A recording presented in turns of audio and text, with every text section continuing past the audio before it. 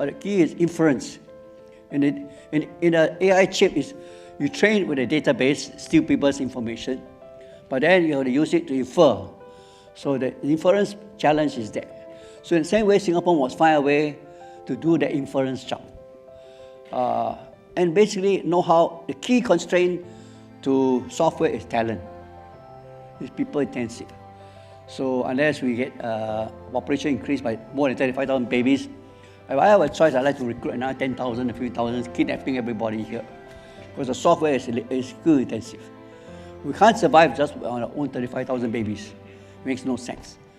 If I were in the government, I say I'll go and kidnap or kill kids. I was with Mr. Lee Kuan Yew in Hanoi, when Mrs. Lee was sick. Myself and him and his SO, and he gave a talk to all the communist leaders of Vietnamese government. They asked him to give a talk. After the talk, and then we had dinner with all the deputy prime ministers. And one deputy prime minister said, Mr. Lee, Philip Yeo steals our people. Because I brought in 550 kids from Vietnam, Sec 3. I paid for all the Sec 3 to JC2. But one condition, every student that comes to Singapore under my scholarship, under A-star, must A in every subject.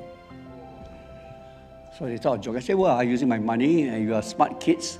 There's no reason why you cannot get A and have a good life. And to prove the point, the first batch, I brought in 100. I sent 10 of them back. That's it, the message got through. So compared to Ministry of Education, I'm a harder guy. Because my belief, if you know how to balance your time, you can work hard and still have a life. No excuse. And they all did well. So the Vietnamese came here, students from India, China, all they came here did well.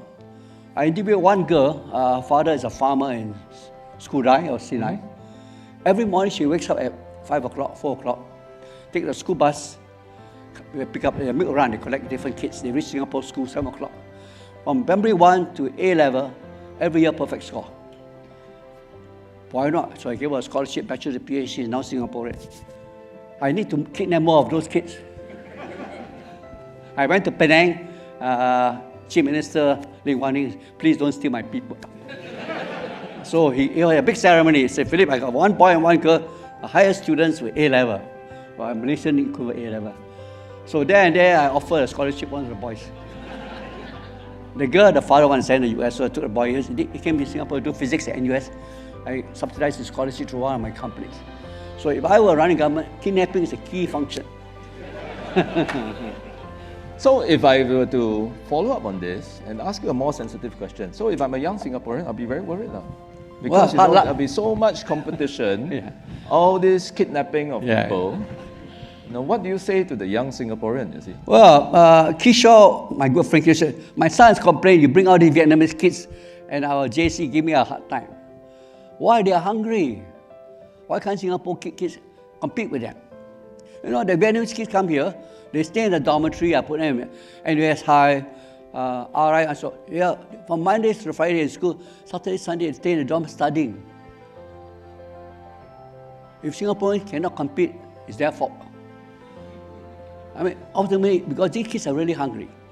My first batch, I first flew in SGI International. The first batch, I helped to sell SGI International in 2008, 2006. So I gave away the first IB certificate to 54 of them. Who was the top student? My Vietnamese scholar. All 8 subjects, 5 prizes. He came to Singapore the first year, could not speak English. In fact, I remember I brought Tama to meet us, so on. Tama asked the girl, say, for first year I was crying every day. But they learned. The key factor that drives these people is hunger. If Singapore kids are not hungry, good luck to them. I don't make a very good politician.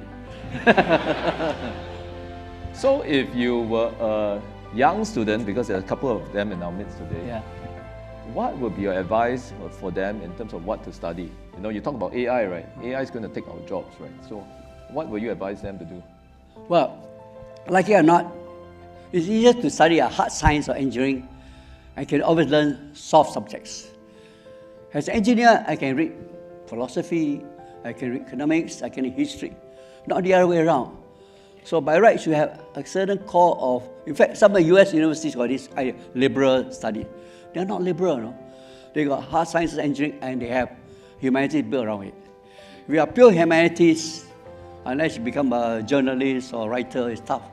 So in a sense, you like it or not, you have to take some good maths, physics, chemistry, and then you can do the soft subject. So really, if you look at education, it's good to have a hard and soft combination.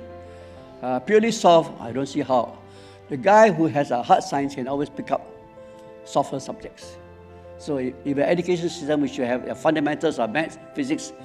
In America, for medical students, because they have to do a bachelor degree, to apply to medical school, they must have physics.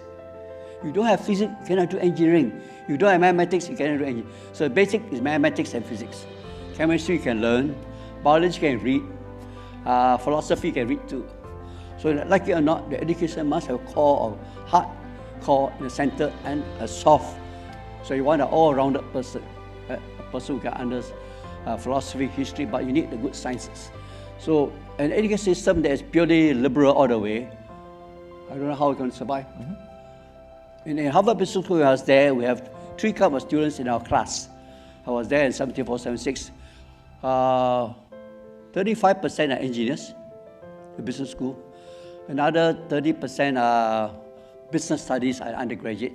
Another remainder are the philosophers, boys. So when it comes to do number crunching, the poor liberal arts English guys are lost. It's not their fault because, like you're not in the business school, you have to crunch numbers, you got to do projection and financial analysis. So when I get annual report like this, I can read very fast. I look at the numbers and then say where the company is going. For them, they look at where's the poetry, where's the So we used to disturb our liberal arts and we used to sit down and help them. Because when it comes to writing, they're very good.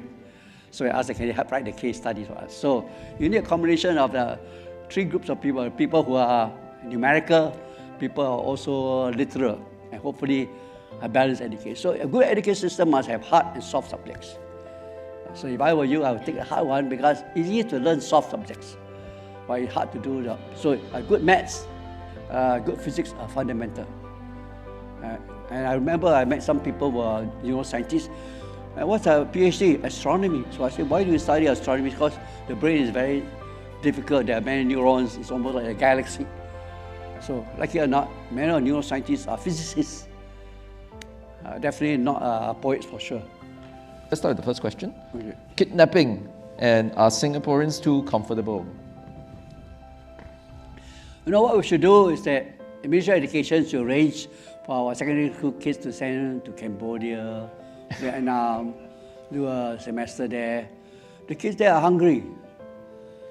Singaporean kids do not realize, you go to Vietnam, our factories now we have 18 parks under Sembcorp when I was chairman there. The Vietnamese kids are very hungry. So the difficulties for Singaporean kids, they always look at the American model, European model, holiday, Disney World. Hey, you go to Vietnam, they have no Disney World, they are struggling. When I first set the industrial park there, they're all working very hard. So the key is that maybe one way for Ministry of Education is to periodically send our students not to America, send to our ASEAN neighbors to see how people live there, work there, do their attachment there.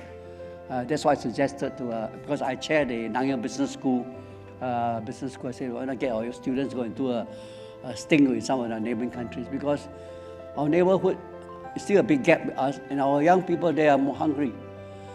And there's no other solution unless the parents take away their pocket money. You go to American PhD programs, most are not American kids.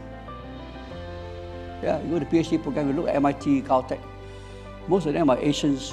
I remember when I was in the promoting semiconductors over IC industry, Indians and Chinese. So if you look at higher education, the American kids are not very large number in PhD program. It's a fact of life. In China, they have all the kids are 100% Chinese. Whether they're all the same quality, I don't know. They got lots of universities, not all top grade. Sheer numbers, you see. So it's a value system. Most Chinese students go to America to study engineering. None of them go there to study philosophy.